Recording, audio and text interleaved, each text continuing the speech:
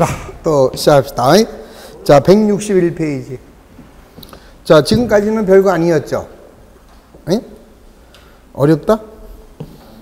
자, 그러면 161페이지는 더 쉽다. 자, 먼저 기업의 재무상태. 아까 재무상태표라고 얘기를 했죠.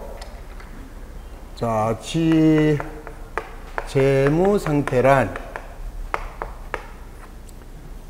우리가 항상 재무상태에서 중요한 거는 뭐라고 그랬어요? 일정 시점이고, 자, 일정 시점에 자산이나 부채, 자본의 상태, 요게 바로 재산이나 채무다 이랬잖아요. 그러면 재산에는 자, 자산이나 부채와 자본이 있는데, 자, 우리가 이제 일반적으로 그러잖아요. 자기가 갖고 있는 재산에는 순수한 자기 재산도 있고 남의 재산도 있잖아. 그렇죠? 그러니까 다시 말해서 아파트를 살 때, 자, 얘가 1억인데 자기 돈이 7천이면 은행 융자가 3천이 있다. 그러면 내 재산은 얼마예요? 1억이잖아. 내 재산은 1억이야. 그렇죠? 그러면 1억 속에는 순수한 자기 재산도 있지만은 남의 재산도 내 재산이 된다. 이런 얘기죠. 그래서 자, 기업의 재무 상태란 재산 상태와 채무, 빚의 상태가 어떠냐, 요거를 파악하는 게 요게 하나의 재무 상태의 파악이고, 그 재무 상태를 파악해서 하나의 표를 만들어 주면 그거를 뭐라 그래요? 재무 상태표, 이렇게 얘기를 하는 거지. 자, 그러면 이제 재무 상태표다라고 할 때는 우리 아까 뭐라고 했어요? 일정 시점이라고 그랬기 때문에 두 개가 필요한 거죠. 하나는 뭐야? 초의 재무상태표, 그 다음에 또 하나는 뭐예요? 말의 재무상태표. 이게 두 개가 있어야만 비교가 된다 이 소리라. 그러면 우리 아까 자, 왼쪽에는 뭘 쓴다? 자산. 그 다음에 오른쪽에는 부채와 자본을 기록한다. 그러면 여기가 자산이 500인데 부채가 200이라면 자기 돈은 얼마? 300. 자, 그 다음에 말에는 다시 APK 들어가는데, 자, 기말의 자산이 600이다. 그러면 기말의 부채가 100원이라면 기말의 자본은 500. 이렇게 되겠죠? 그럴 때 요 자본을 우리는 뭐라고 그래요? 기초의 자본이라고 하고, 요거는 뭐가 될까? 기말의 자본이 되는 거죠. 그러면 기말 자본이 커요? 기초 자본이 커요?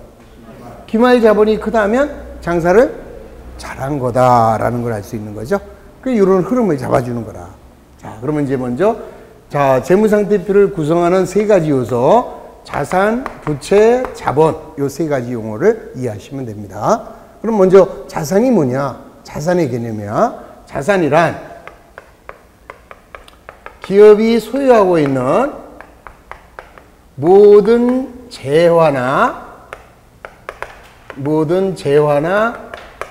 권리, 요거를 우리는 자산 이렇게 얘기해요. 그러니까 기업의 자산은 그 기업이 소유하고 있는 모든 재물이나 화폐나 그 기업이 제3자로부터 누릴 수 있는 권리를 포함해서 우리는 자산 이렇게 얘기하고, 얘가 자산이다 싶으면은 재무상태표에 차변에 기록을 해주자 이 소리죠.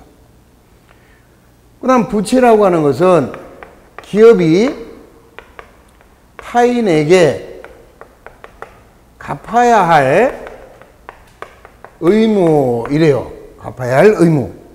자, 그러니까 한마디로 말하면 이제 우리 이제 좀 더 지나서 이제 회계학으로 가게 되면 자산을 저렇게 표현하진 않아요. 물론 이제 회계학에서는 자산을 과거의 거래나 사건의 결과로서 특정 경제 실체가 지배하고 있으며, 자, 특정 경제 실체가 미래에 경제적 효익을 가져다 줄 수 있는 모든 자원을 우리가 자산, 이렇게 이제 회계학에서는 설명하는데, 지금 어렵잖아요. 지금 학문으로 지금 배우는 게 아니라 여러분들은 머릿속에 지금 거듭말을 하는 거니까 자산이 뭐냐? 그것만 기억하면 돼요. 그래서 한마디로 자산 그러면 그냥 내 거 이러면 돼요. 내 것. 그러니까 내가 가지고 있으면 자산이에요. 내가 갖고 있으면. 그 다음 부채는 뭐라고 그랬어요? 기업이 타인에게 갚아야 할 의무다. 그러면 요거는 한마디로 말하면 요건 뭘까? 빚. 빚 이렇게 얘기하면 되죠.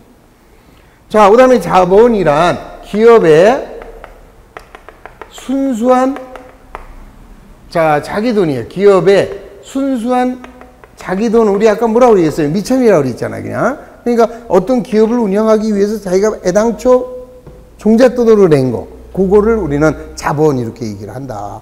요것만, 요 세 가지만 기억을 해주면 되는 거야. 그래서 자산이 뭐가 있고, 부채가 뭐가 있고, 자본이 뭐가 있는지, 요걸 분류를 할 수 있어야, 그러면 이제 그다음부터는 쉬워지는 거죠. 자, 그래서 이제 거기 보시면, 161페이지에 기업의 재무상태란 일정 시점 당해 기업의 자산이나 부채, 자본의 상태를 말한다. 따라서 재무상태표를 통해서 정부 이용자에게 정보를 제공하게 되는 것이다. 이게 이제 재무상태표의 개념이죠. 자, 그 다음에 이제, 재무상태표의 약자는 필요 없다 그래서 아까 뭐라고 불러도 된다? 대차 대조표라고 불러도 된다 그랬습니다. 그냥, FP라고 써놨는데, 이 Statement of Financial Position. 그래서 그냥 FP 이렇게도 부른다. 그냥 한번 보고 넘어가시면 돼, 그냥. 자, 그 다음에 이제 재무상태표에는 이제, 자, 여기 이제 양식도 기억을 해줘야 돼요. 이제 재무상태표에는 반드시 재무상태표라는 명칭이 하나 있어야겠죠? 그 다음에 이제 얘가 이제 어디냐? 에듀프로 이렇게 돼 있다 이 말이에요. 그 다음에 이제 언제냐? 그러면 이제 2014년 1월 1일. 그 다음에 이제 여기다가 이제 현금이, 우리 회사가 가지고 있는 현금이, 자, 이렇게 이제 기록이 된 거예요, 이제. 그러면 이제 결국, 자, 이걸 통해서 우리가 뭘 할 수 있을까? 이걸 통해서, 주식회사 에듀프로의 2014년 1월 1일의 재무상태표구나.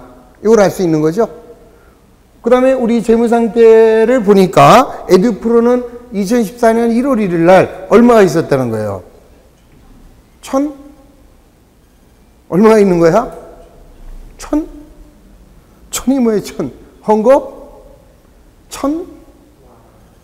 천만 원? 아니, 1,000만 원? 참 꿈도 야무져요. 어떻게 알았어? 1,000만 원인지 어떻게 알았어요? 그러니까 지금 모른다고 이걸. 이거 이번 시험 문제야 이거. 금년도 17회 때 시험 문제예요. 뭐라고 부를 거냐. 그러기 위해서 여기다 단위가 들어가야 된다 이거예요. 그러면 이렇게 들어가면 1,000원이네 이렇게 되는 거지. 그럼 이게 만약에 여기다 이렇게 되어 있으면 어떻게 돼요? $1,000 이렇게 되는 거고. 그럼 뭐야 우리? 아니 그래도 에듀프로에 1월 1일 날 1,000원밖에 없다? 이 말이 안 되잖아 이게. 왜 그랬냐 그러면은 여기다가 이렇게 붙일 수 있다 이거예요. 이렇게 해서. 그러면 단위가 1,000원이다 이 소리야 이게. 그럼 예를 들어서 여기다가 4 그러면 어떻게 되는 거야 이게? 4,000원. 이렇게 되는 거죠? 그럼 얘가 이제 지금 1,000 이랬잖아 이게. 그럼 이게 얼마라는 소리야 이게? 이렇게 되면은. 얼마가 되는 거예요? 400만 원이다 이거야 이게. 그러니까 여기 보세요 이게. 콤마의 단위로 잘라버리면 되는 거라. 그쵸? 그러니까 어떻게 보면은 이게 조금 어려워. 우리는 이제 일십, 백천, 그 다음에 10만, 100만, 1000만, 억. 이게 4단위인데, 이 미국 애들은 그게 3단위, 콤마 단위잖아요, 이게. 그래서 우리는 어쩔 수 없이 콤마 단위로 가는 거야. 그래서 여기다가 1,000원 또는 여기를 100만 원 이럴 수가 있다는 거죠. 예를 들어서 삼성전자가 가지고 있는 현금이 얼마나 될까? 현금하고 은행에 있는 예금까지 합하면 한 2억 될려나?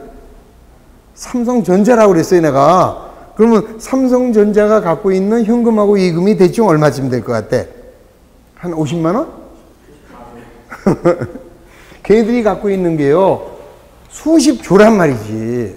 그럼 예를 들어서 50조라고 생각해봐. 이게 어떻게 써야 되는가? 그러면 자, 예를 들어서 50조 9,269억 4,736만 5,234원 이렇게 다 써버린다면 이걸 어떻게 쓸 거고 어떻게 읽을 거냐 이런 문제가 생기겠지.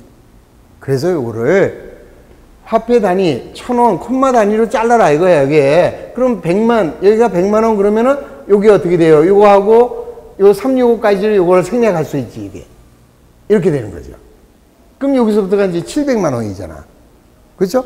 그러면 700만 원 여기는 4,700 이렇게 되는 거 아니야? 그럼 여기는 억이 되잖아 이게. 이해가 되셨죠? 그래서 항상 이 단위는 100만 원 또는 1,000원 단위로 끊을 수 있다라는 거를 기억을 하시면 되는 거예요. 자, 이제 그러면은, 자, 예를 들어서 여기가 100만 단위다 이랬습니다. 100만 단위고 현금을 여기다가 42라고 썼다면 에듀프로에 2014년 1월 1일 현금은 얼마 있는 거야? 4,200만 원이 있는 거다. 이렇게 이해할 수 있죠? 자, 그래서 재무상태표에 표시되는 것은 자, 1번 재무상태표라는 명칭이 들어가야 돼요. 그 다음 두 번째 어느 회사인지 알아야 되겠지. 그 다음 세 번째 언제 재무상태냐 알아야죠. 그 다음 네 번째 보고하는 단위. 요 네 개는 반드시 필수적이다. 이렇게 이해하시면 돼요. 자, 그러면 이제 거기 교재에 보면 자, 재무상태표 주식회사 에듀신이고 X1년 12월 말일에 단위는 원이다. 이해가 되시죠, 이제? 자, 그래서 이제 여기서 또 하나를 이제 이해할 수 있는 거예요. 뭘 이해할 수 있느냐? 우리가 이제 등식을 만들어내는 거예요. 이 등식을 외우려고 하지 말고, 자, 지금 우리는 2시간, 3시간째예요. 이걸 내가 몇 번 그렸다고. 그러면 우리는 왼쪽에는 뭐가 기록돼요? 자산이. 오른쪽에는 부채와 자본이. 그러면 이걸 가지고 식을 만들면 그게 등식이잖아. 자, 그럼 결국 우리 아까 자산은 A라고 했어요. 부채는 P, 자본은 K. 이게 사실은 APK라고 해도 되고, 아니면 이제 이것도 A, 그 다음에 L, 그 다음에 C 이렇게도 얘기를 해요. 이 독일어에서는 APK예요. 독일어는 에크티바, 패시바, 캐피탈 이거고, 그 다음에 이제 그 영어에서는 ALC 이렇게 됩니다. 그런데 이제 우리 일반적으로 이렇게도 부르지만 일반적으로는 이걸 더 많이 써. APK를. 그래서 그냥 A는 자산, P는 부채, 이제 이런 식으로 개념을 잡아주면. 자, 여기서 이제 보자고요. A는 A 600원이네. A는 P에다가 K를 더한 거다. 말이 돼야 안 돼요?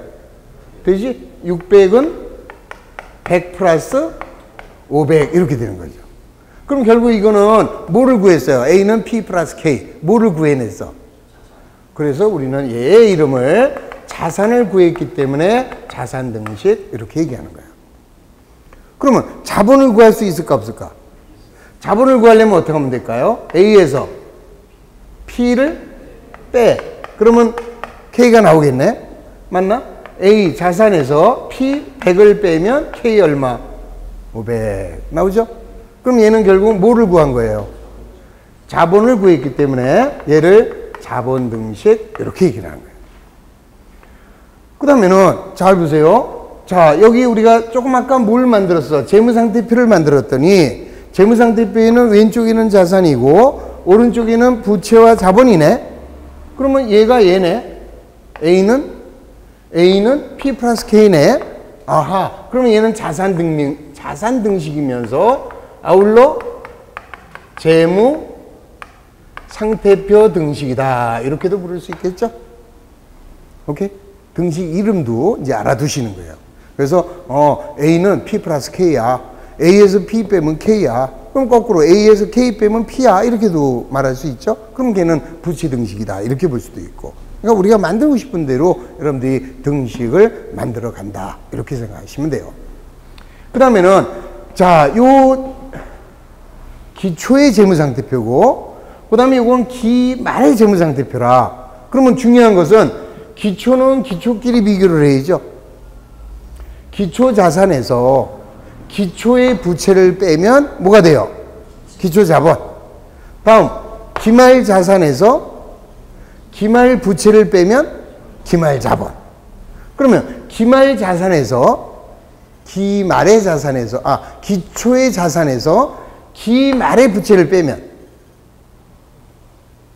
뭐가 나와요? 뭐가 나와? 나오기 뭐가 나와? 비교 대상이 안 되는 거죠. 아니, 얘는 얘끼리 비교를 해야 돼요. 근데 얘하고 얘는 비교 대상이 안 된다, 이 소리지. 그런데 딱 하나가 비교 대상이 돼요. 뭐냐? 요겁니다. 기초의 자본은 300원인데, 기 말의 자본이 500원이 된 거라. 그러면은 300원 갖고 장사를 했는데, 얼마가 된 거예요? 500원이 된 거라. 그러니까 우린 꼭 장사를 했는데, 그러면 잘 안 돼. 쉽게 해볼까요? 300원을 가지고 고스톱을 했는데, 일어날 때 보니까 주머니에 500원이 있다. 그러면 200원 땄다. 그런 건 계산이 빠르잖아. 예? 참, 역시. 자, 얼마 안 남았죠? 며칠만 지나면 우리는 고스톱을 할 수가 있어. 그러니까 잘 보시면 돼요. 그럼 여기서 이제 또 하나의 공식은 뭐냐? 아하, 기 말의 자본에서 기초의 자본을 빼면 요게 번 돈이다, 순이익이다, 이 소리죠? 자, 그러면 기말, 기초 그랬으면 이번 기네. 그래서, 아, 요게 단기의 순이익이구나. 요걸 알 수가 있는 거예요. 근데, 처음에 300원 갖고 했는데, 일어날 때 보니까 100원이더라. 그럴 수도 있다, 없다? 있다. 그러면은 뒤집어지겠네. 기초의 자본이 더 컸어요. 그래서 기말의 자본을 빼게 된다면, 이때는 뭐가 된다? 손실이 될 거다. 그래서 요 공식은 필히 암기해야 되는데, 암기하려면 하고, 뭘 암기를 해요? 이해를 하면 됐지. 그래서 이해 중심으로 하는 거다. 그러니까 항상 회계는 외우려고 하지 말고, 아, 이래서 이렇게 되는 거구나 하고, 쟤를 머릿속에다가 그리세요. 머릿속에다. 그래서, 아, 차변, 대변 이렇게 만들어 놓고, 자, 그렇게 가시면 됩니다. 자, 양식은 필요 없습니다. 자, 넘어갑니다. 162페이지에 자, 일반적인 재무상태표를 작성하는 원리다. 그래서 먼저 장부 중앙에다가 재무상태표라는 명칭 아까 붙였죠?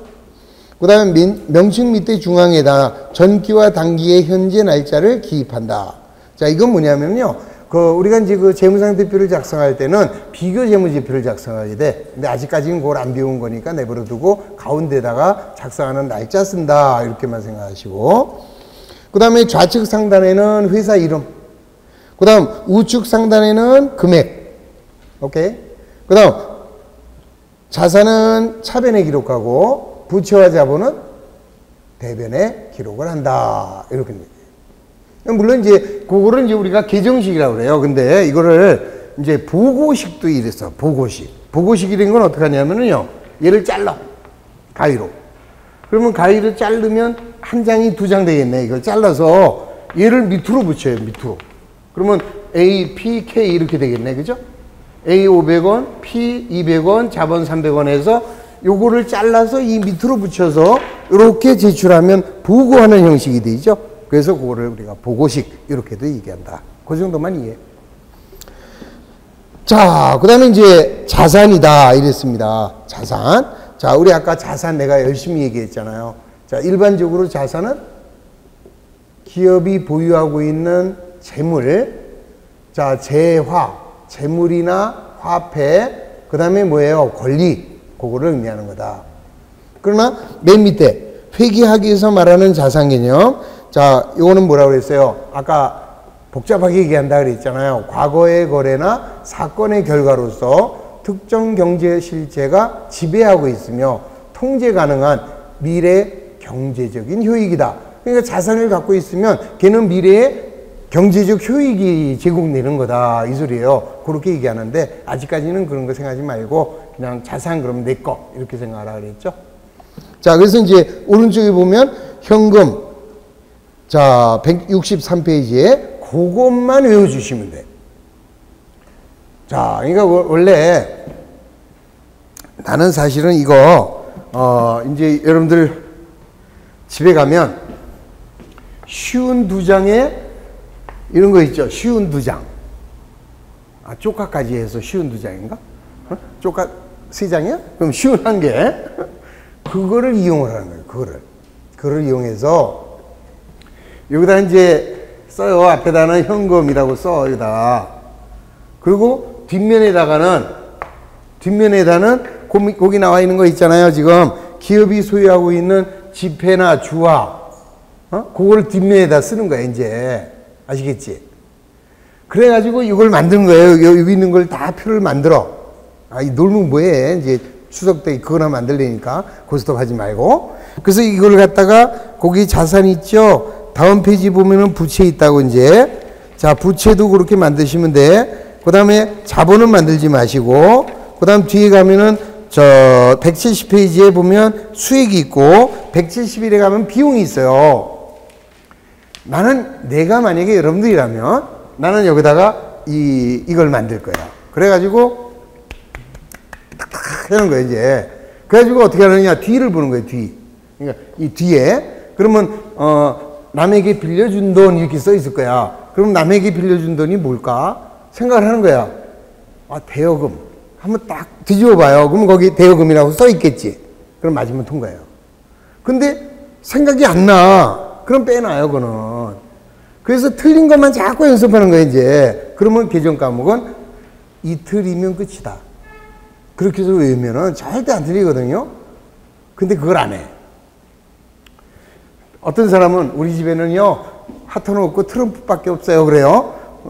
그럼 크면 안 되나? 그것도 되잖아요. 자, 이렇게 하시든지. 좋아. 아니면, 우리 아까 카페에 있었잖아요. 신바람 회계.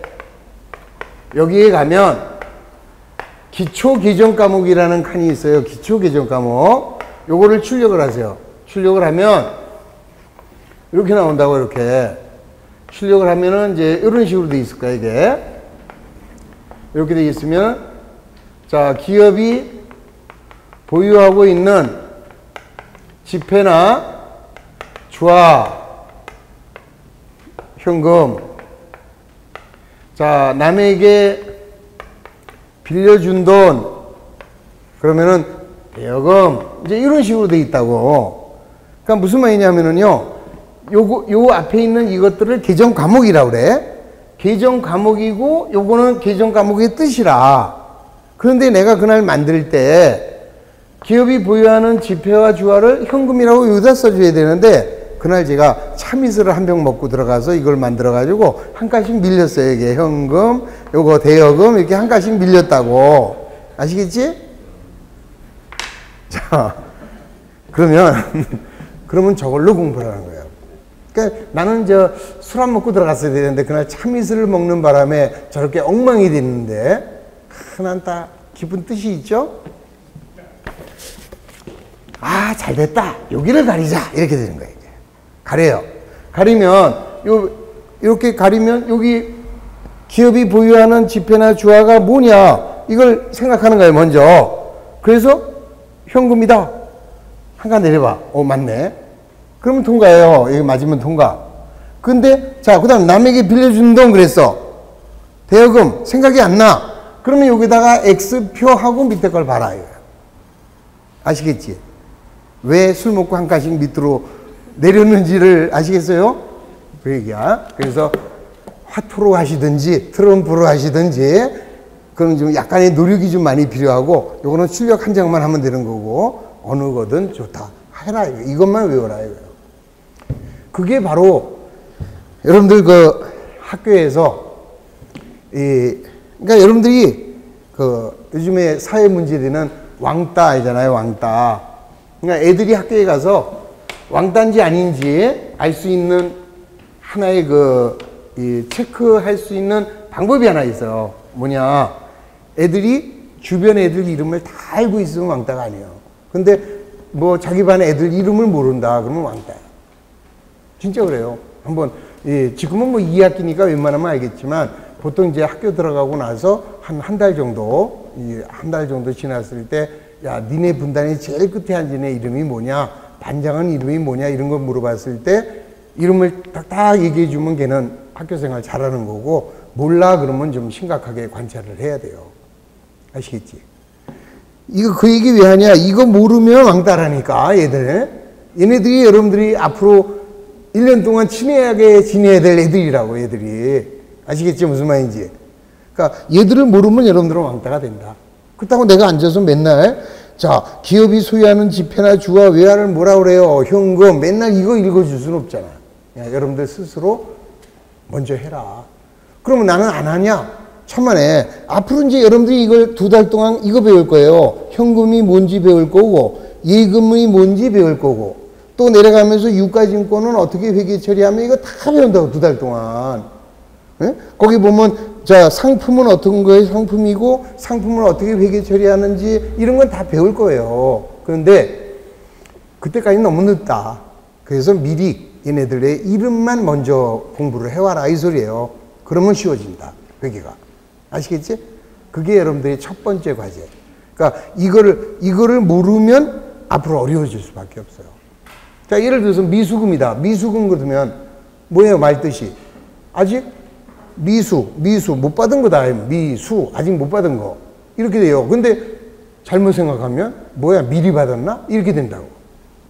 그런 문제가 있거든요. 그래서 자꾸 얘네들하고 먼저 친해지도록 그 연습만 하시면 된다. 자, 과제입니다. 네?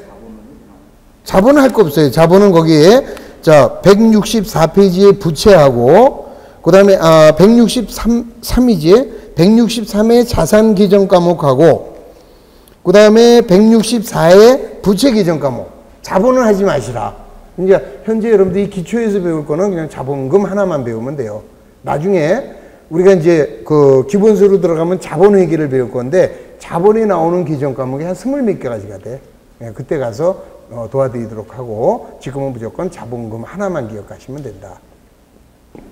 자, 그 다음에 이제 부채는 아까 얘기했잖아요. 그래서 부채는 자, 뭐라고 그랬습니까? 기업이 타인에게 갚아야 할 의무다. 이렇게 얘기했고. 자, 그런데 이제 회계학에서는 또 뭐라고 얘기한다. 써놨어요. 여기다가. 그래서 과거의 거래나 사건의 결과로서 특정 경제 실체가 부담하고 있어요. 그 다음에 그 이행을 하기 위해서는 자기가 가지고 있는 미래의 경제적 효익이 어떻게 된다? 희생이 된다라는 거. 그게 바로 부채인데 아직까지는 그런 거 필요 없고 그냥 빚이다. 자, 따라서 이 부채는 별로 어렵지 않아요. 왜 어렵지 않냐? 갚으면 끝나잖아. 그러니까 제일 중요한 건 자산입니다. 자산은 자기 거잖아. 그러니까 굉장히 중요하고 또 그만큼 자산은 우리가 많이 배워요. 이제 우리가 그 시간적으로 본다면 반은 자산에 대해서 배워요. 부채는 그냥 대부분 단반에 끝나버리지.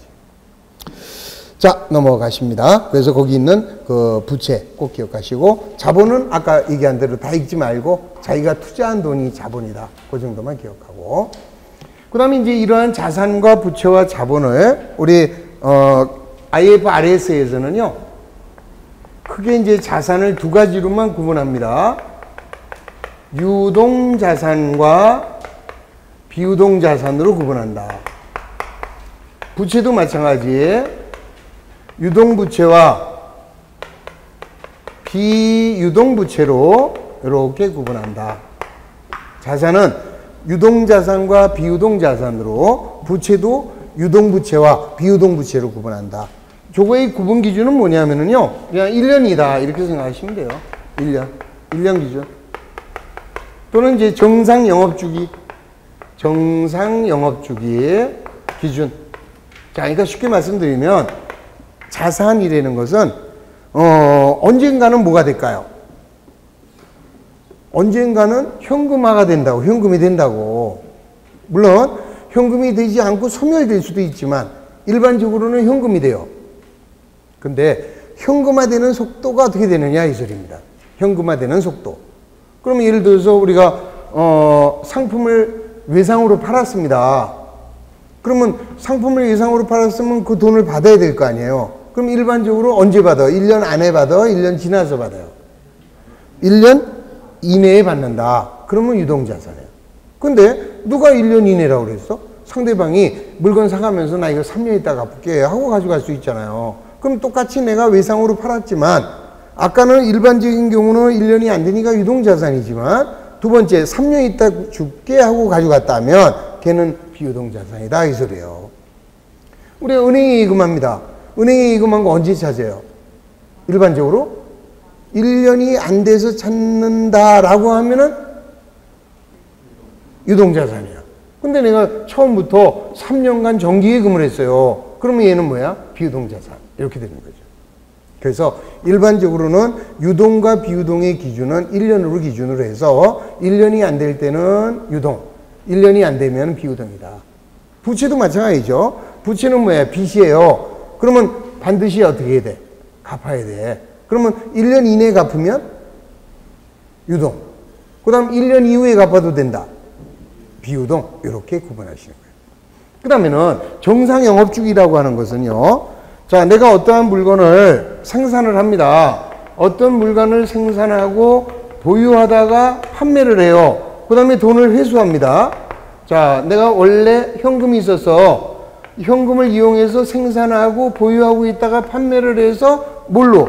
돈으로 회수합니다. 여기서부터 여기까지 기간. 요게 바로 정상영업주기예요. 돈이 돈으로 다시 바뀌는 과정.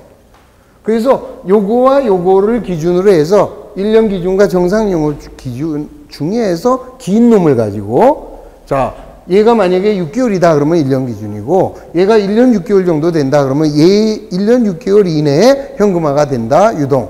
1년 6개월이 넘는다 그러면 비유동. 이렇게 구분해라. 아시겠지? 자, 그 정도만 이해하시면 돼요. 자, 넘어갑니다. 그러면 이제 166쪽으로 가시면 자, 다음에 개정 과목을 자산, 부채, 자본으로 구분하라. 자, 지금 아직 안 배웠기 때문에 사실은 못해요. 틀려도 괜찮아. 그냥 가볍게 이미 여러분들이 저 화투를 통해서 아니면 저 뭡니까? 프린트물을 통해서 외웠다고 가정하고 그냥 오늘은 연습 삼아 해봐요. 현금은 뭐다? 자산. 당좌예금. 자산. 대여금. 자산. 빌려준 돈. 선급금. 먼저 준 돈이에요. 선거금은 먼저 준 돈이니까 자산. 선수금은 먼저 받았다. 부채. 외상매입금. 부채. 갚아야 될 거니까 상품. 자산. 비품. 자산. 비품이라는 거는 뭐냐면은 사무실에 있는 집기류 같은 거를 우리가 비품 이렇게 얘기를 해요. 자본금은 자본. 지급보험. 지급보험. 부채. 그러니까 내가 물건을 샀어요. 그리고 언제까지 주겠다 하고 어음을 발행했어. 그럴 때 지급보험이라고 하고 어음대금을 갚아야 되니까 부채다. 차입금, 부채, 건물, 자산, 미수금. 자산, 미수금은 아직 못 받은 돈이에요. 그러면 아까 상품을 팔았는데 못 받았다. 그럴 때는 외상매출금이고 미수금은 상품이 아닌 놈을 팔았는데 못 받았을 때 그걸 미수금이라. 그러니까 중요한 게 이제 앞으로 이제 배울 거예요. 다. 다시 한번 얘기하면 우리는 상기업이기 때문에 예? 그래서 일반적으로 상거래냐 아니냐 이게 중요해요. 그래서 상품을 팔았는데 돈을 못 받았다. 그럴 때는 외상매출금이고 상품이 아닌 건물이나 비품을 팔았는데 돈을 못 받았다. 그럴 때는 미수금 이렇게 얘기를 한다. 자, 그 다음에 외상매출금은 자산, 받으러 자산, 미지급금, 부채. 자, 아까와 마찬가지. 상품을 샀는데 아직 안 줬대요. 그러면 뭐야? 외상 매입금이라는 부채가 돼요. 그런데 상품이 아닌 건물이나 차량이나 기계를 사고 돈을 아직 안 줬다. 그럴 때는 상거래와 구분하기 위해서 그 경우에는 미지급금 이렇게 얘기를 해요. 아직 안 준 돈 따라서 부채다. 자, 예수금은 저 위에 하나 안 했지? 차량 운반구 안 했네? 차량 운반구는 자산. 예수금은 맡아둔 돈이야. 내가 누구한테 줄 거를 맡아놨을 때 예수금. 그럼 내 돈 아니죠? 따라서 부채다. 그래서 그거는 지금 틀리셔도 관계없어요. 이번 주까지 다음 주 아니 다다음 주에 오시는 거죠? 그때까지는 얘네들하고 친해져서 와야 돼. 아시겠지? 자, 문제 2번 같은 건 얼마나 쉬워요? 다음에 가로 안에 들어갈 금액을 계산하라. 자, 먼저 삼형전자는 총 자산이 얼마 있대요? 자, 총 자산이 400이 있는데 자, 부채가 얼마 있대요? 80이라. 그러면 얘 자본은 얼마냐? 이 소리. 얼마? 320. 자, 이게 도저히 안 된다 그러시는 분들은 그냥 조용히 가시면 돼. 그리고 연말까지 연말이 아니라 한 1년 정도 자, 더하기 빼기를 연습해 갖고 후년 9월 1일 날 이렇게 오시면 돼요. 지금 이게 계산이 안 되는 사람은 자, 그 다음 2번 한국건설. 자, 총 자산이 500이래네. 자, 그 다음에 부채가 250이래. 그러면 자본금은 250. 이해됐죠?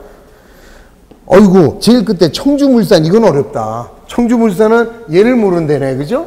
그런데 얘는 460이고, 그 다음에 얘는 540. 이런 게 어려운 거예요, 이런 게. 얘 얼마냐, 이슬이? 얼마? 어이구, 어려운 거 어떻게 됐을까? 해답 봤나? 자, 그래서, 요런 정도 약간의 산수 실력이 있으면 된다. 그것도요, 지금 어떤 사람은 나 이거 계산이 안 돼. 그런 사람이 있어요. 돼요. 괜찮아요. 계산기 갖고 하시면 돼요. 그런데도 안 된다라고 하면 내가 할 말이 없죠. 자, 넘어갑니다. 문제 3번. 자, 다음에 가로 안에 적당한 용어를 기록하라. 재무상태표는 일정 시점에 재무상태를 나타낸다.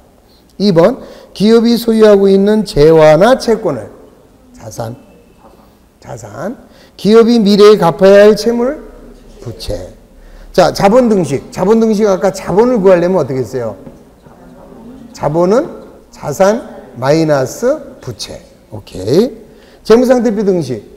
자산은 부채 플러스 자본. 뭐 얼마나 좋아요?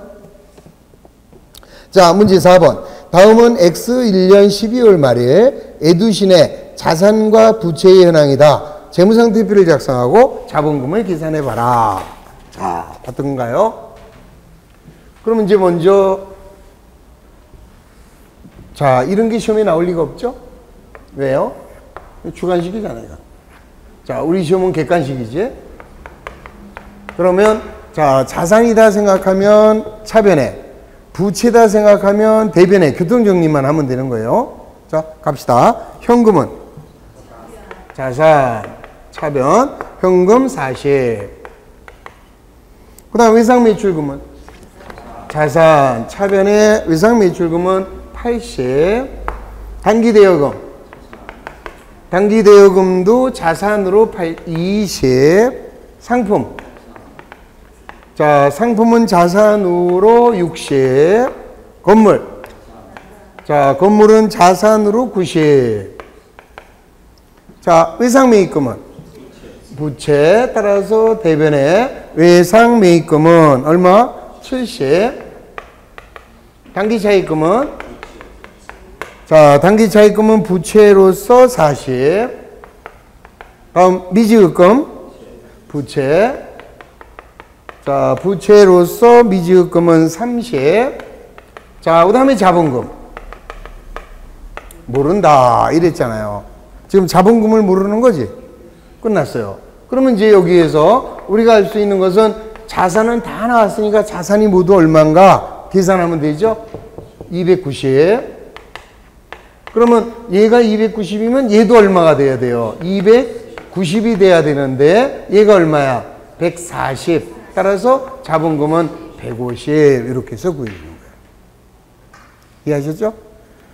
자, 그리고 이제 여기서도 보세요. 여기서도 이제 물론 사실 이런 건 몰라도 되는 건데 어차피 얘가 시험에 나오지 않는다 그랬잖아요. 그런데 우리 이제 그렸잖아요. 이렇게 그렸으면 자, 이쪽에는 둘, 넷, 5칸인데 이쪽에는 4칸이지, 그죠? 그러면 좀 뭔가 이상하잖아. 기울어져. 그래서 못 쳐나오게 여기다 이렇게 삐딱하게 이렇게 거줘요. 이런 거를 사선이라고 그래. 이렇게 해서 마무리하는 거다. 그리고 이쪽 금액하고 이쪽 금액이 같잖아요. 같으니까 이제 여기다가 두 줄을 그어서 이렇게 끝내버려요. 요걸 마감이라고 하는 거예요. 몰라도 됩니다. 왜? 우리는 실물을 배우는 게 아니기 때문에. 그래서 실물을 배울 때는 저런 것까지 하지만 우리는 객관식으로 이런 문제가 시험에 나왔다 그럴 때는 자본금 얼마요? 요게 시험이에요. 그럼 150 요것만 찾아내면 끝이다. 자, 문제 5번도 마찬가지. 자, 다음에 삼성상점의 12월 말일의 자료에 의하여 재무상태표를 작성해라. 단지 이번에는 예수금이 얼마냐 이렇게 물어보고 있잖아요. 그럼 이제 어떻게 하면 될까? 이것도 자, 이렇게 이제 재무상태표를 그려서 이건 뭐 그릴 것도 없어요, 사실은. 그치? 그리고 이제 우리는 이제 이것만 해주면 되지. 왼쪽, 오른쪽 이것만 놀아주면 돼. 자, 하나하나 가면서 차변이냐 대변이냐 이것만 불러보세요. 현금. 차변에 100. 외상매출금. 차변에 400. 단기대여금. 차변에 200. 예수금. 예수금은 부채니까 대변인데 얼마인지 모르잖아요. 이렇게 괄호. 그 다음 건물은 차변에 600, 차량운반고 차변에 400, 외상매입금은 왜 부채니까 대변에 20, 단기차입금 빌린 돈 대변에 200, 미지급금 아직 안 준 돈이죠. 미지급 아직 안 준 돈. 자본금은 대변에 1230. 끝났지? 그럼 이제 이렇게 놓고 차변이 모두 얼마인가? 5, 2, 6, 4, 1700만 원이네. 그럼 여기도 이제 1700이 돼야 되니까 계산하면 얼마가 돼요? 1400, 1650. 그러면 여기가 50 이렇게 되겠지. 아시겠죠? 자, 그러니까 중요한 건 뭐예요? 계산기가 해주는 거니까 계산 문제 신경 쓰지 말자. 중요한 거는 자산이면 왼쪽, 부채면 오른쪽. 요 교통정리만 할 줄 알면 되는 거지. 그러면 교통정리를 잘 하려면 아까 친해야 될 애들, 걔들하고 친해지면 된다. 어렵게 생각하지 마세요. 그러니까 누가 회계를 어렵다고 얘기하는지 난 이해가 안 가요. 하여튼 다시 한번 부탁을 합니다. 아시겠지? 자, 그 다음에 이제 168페이지에 보면 기업의 경영성과 그랬습니다. 그래서, 우리가 이제 그 손익계산서인데 아까 설명을 드렸죠? 저희 포괄 손익계산서도 될 수 있고 그냥 손익계산서 이래도 된다. 아직까지는 포괄 손익계산서는 안 배웠으니까 그냥 손익계산서 이렇게 얘기를 해요. 자, 손익계산서에는 자, 여기다가 손익계산서라는 명칭을 써야 되고, 그 다음에 이제 어느 회사 건지 알아야 되니까, 자, 주식회사 에이드프로, 그 다음에 엑셀년 1월 1일부터 12월 31일, 그 다음 단위는 원, 뭐 이게 들어가야 되겠네. 그래서 요 네 가지가 필수사항. 손익계산서라는 명칭, 회사 이름, 작성 기간, 보고 단위 이렇게 들어가고, 그 다음에 왼쪽 차변에는 비용을, 오른쪽에는 뭐예요? 수익을 기록하게 된다. 그럼 이제 왼쪽에 비용의 합계가 70원이다. 수익이 100원이다. 그럼 어디가 커요? 수익이 비용보다 크니까 그 차이를 우리는 뭐라고 한다? 당기순이익 이렇게 얘기할 수 있는 거죠. 그럼 반대로 자, 비용이 70원인데 수익이 50원이 돼, 수익이. 그러면 이때는 어때요? 손해가 나온 거지. 비용이 더 많으니까. 그럼 이쪽에다 뭐가 돼요? 당기 순손실이 얼마? 20원. 이렇게 되는 거예요. 그래서 이제 여기서도 원래가 이제 손실이 나오잖아요. 이제 손실이 나오면은 여기다가 이제 눈에 띄게끔 당기 순손실 20 이렇게 붉은 글씨 있어요. 그럼 눈에 팍 띄잖아. 경고지, 경고. 그래서 우리가 이제 여기서도 이제 알 수 있는 게 뭐냐면은 옛날부터 장사를 해요. 장사해서 손해를 봤을 때 뭐라 그래요? 손해를 봤다 그럴 때 죽고 싶다 그래요? 죽고 싶다도 하지. 그런데 다른 말로 뭐라고 얘기하는지 알아요? 나 적자 봤어. 이런 말을 못 들어봤어? 적자 봤어. 그런 말 들었죠? 적자가 뭐예요? 붉은 글씨를 봤어. 이 소리예요. 그러면 이익이 나면은 흑자 봤네 그러지. 검은 글씨. 그래서 순이익은 검은 글씨로 손실은 빨간 글씨를 기록하면 그래서 흑자 적자가 나온 말이다. 다 이 말을 만들어도 다 뜻이 있는 거예요. 그렇잖아. 우리 여러분들 아파트 근무하시는 분들 전표 쓰잖아요. 전표. 아시지? 자, 요즘 분기장 대신에 전표 쓴다고. 우리 뭡니까? 입금 전표라는 게 있어요. 돈 들어왔다. 입금 전표. 무슨 색깔이야? 빨갛잖아요. 출금 전표는 돈 나갔을 때 파랗잖아요. 그렇지? 대체 전표는 색깔이 까맣고 그냥. 그럼 왜 입금 전표는 빨간색으로 만들었을까? 돈이 들어오면 좋아 죽겠잖아. 얼굴이 빨개진다고. 웬 돈? 이러잖아. 그래서 얼굴이 시뻘개져요. 돈 나가봐. 얼굴이 새파랗게 질려버리잖아. 그냥. 그래서 나가면 청색, 들어오면 붉은색, 이렇게 다 뜻이 있는 거예요, 이게. 자. 그래서 이제 손익계산서 이렇게 만들어지면 이걸 가지고 우리가 또 이제 아까처럼 공식, 등식을 만들 수가 있다. 자, 등식 어떻게 만들어요? 자, 비용을 모두 모아주면 총 비용이라 총 비용에다가 순이익을 더해주면 얘는 뭐하고 같을까요? 총 수익과 같다. 그러니까 지금 총 비용이 70원에서 당기순이익 30원을 더하면 총 수익이 100원 이렇게 되는 거죠. 그럼 이제 등식이 손해가 나올 때도 있잖아요. 그러면 총 비용은 총 수익에다가 순손실을 더한 거다 이렇게 도 되겠네. 그죠? 그러면 총 비용 70원은 총 수익 50원에다가 순손실 20원을 더한 거다. 그래서 이거를 우리는 뭐라고 부르느냐? IS 등식. 그러니까 손익계산서를 이 등식을 통해서 그릴 수 있으면 그게 등식이다. 그래서 손익계산서 등식 이렇게 얘기를 하는 거죠. 자, 그럼 이제 여기서도 또 그러니까 결국은 우리 아까 기업의 순이익을 측정할 때는 이 두 가지 측면에서 측정할 수가 있어요. 우리 아까 재무상태표를 통해서도 순이익 측정할 수 있었죠. 그죠? 어떻게 했어? 기말 자본에서 기초 자본을 빼면 순이익 나왔죠. 그렇게 해서 알 수 있고, 또 하나는 뭐야? 들어온 돈이 많은지 나간 돈이 많은지 수익이 많은지 비용이 많은지를 가지고 또 순이익을 측정할 수 있죠. 그래서 기업의 순손익을 측정할 때는 두 가지 측면이 있는 거예요. 하나는 자 재무상태표 접근을 할 수 있죠. 그래서 이거를 우리가 재산법이다 이래요.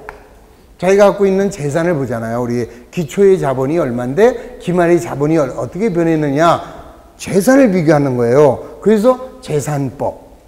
그 다음에는 들어온 돈이 많으냐 나간 돈이 많으냐를 가지고 순이익을 비교할 수 있다. 그래서 얘를 손익법 이렇게 얘기해요. 그럼 재산법은 어떤 재무제표를 통해서 재산법이 나오겠어? 우리가 기업의 재무 상태를 알 수 있는 여러 가지 표, 그래서 재무제표라고 하고, 재무제표에는 조금 아까 얘기한 재무상태표. 이거 보세요. 자, 기업의 재무 상태를 통해서 기업이 얼마 벌었나 알 수 있다 없다? 자, 기초의 자본이 300원이에요. 근데 기말의 자본이 500원이 됐어. 그럼 얼마 벌었어요? 200원 벌었잖아요. 알 수 있잖아. 근데 중요한 거는 200원 번 건 알지만 어떻게 벌었는지를 모르잖아요. 그래서 또 하나를 측정하는 거지. 뭘 그려요? 손익계산서를 그리게 되면 어떻게 벌었고 어떻게 나가는지가 원인이 나온다 이 말이야. 아시겠지? 자, 그래서 재산법은 뭘 통해서 알았어요? 재무상태표를 통해서 안다 이 말이지. 그래서 이거를 재무상태표 접근법 이렇게 얘기하고요. 손익법은요, 얘는 손익계산서를 통해서 알 수 있는 거지. 그래서 얘를 손익계산서 접근법 이렇게 얘기를 하는 거지.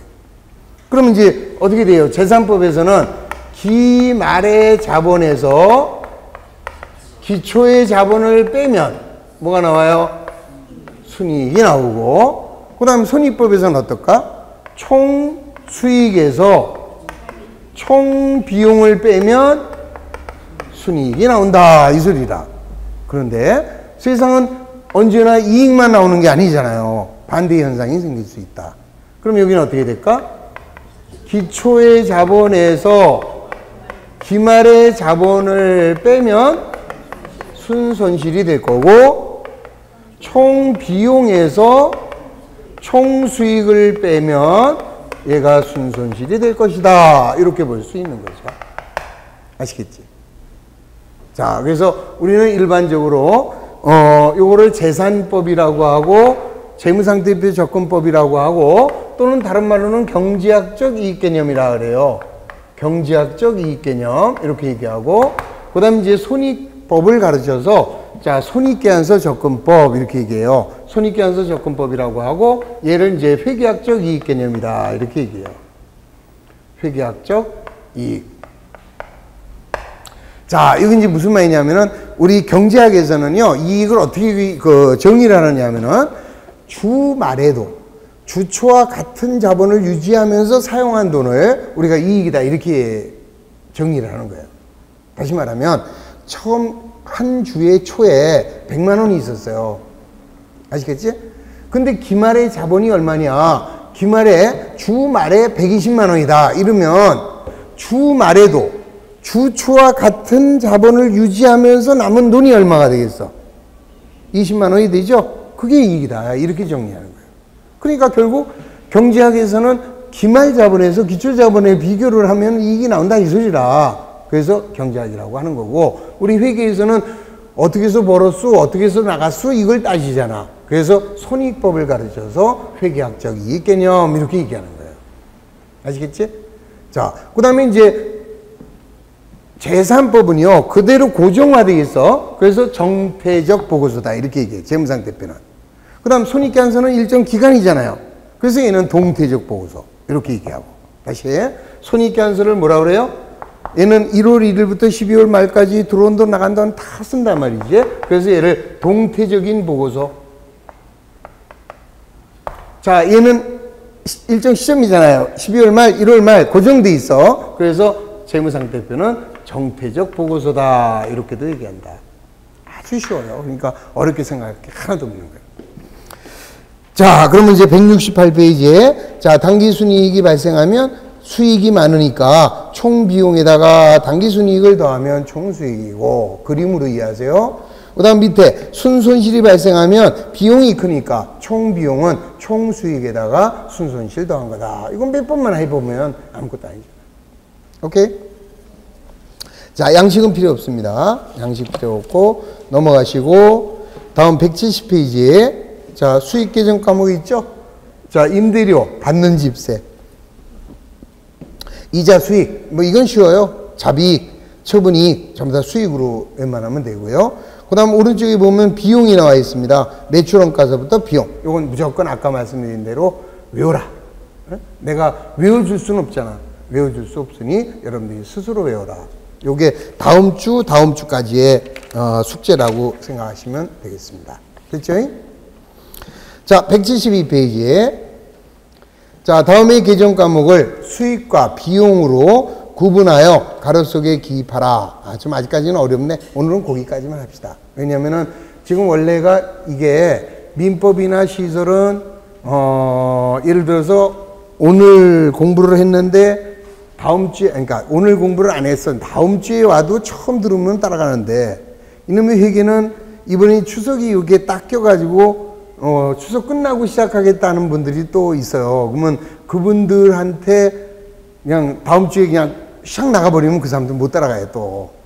그래서 오늘은 여기까지만 하고, 그리고 이제 그 10일 날 쉬었다 그랬죠? 쉬고 17일 날 그때 이제 앞에서 배운 거 한 번 더 정리하면서 넘어갈 테니까. 아시겠지? 그래서 숙제는요, 그 연습문제는 하지 마시고 여러분들은 뭐만 외우는 거, 계정 과목만 친해오는 거. 아시겠지?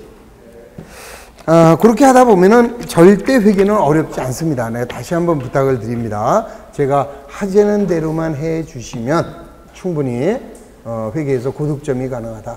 남들은 이제 어때요?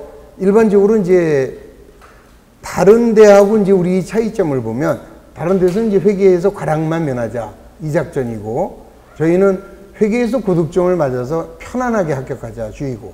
그러니까 공부는 다른 데보다 많이 할 겁니다. 대신에 여러분들이 회계에서는 고득점이 될 수 있도록 한번 해봅시다. 아시겠죠? 네. 자, 오늘 대단히 고생하셨습니다. 자, 명절 잘 보내시고 새해 복 많이 받으십시오. 자, 수고했습니다.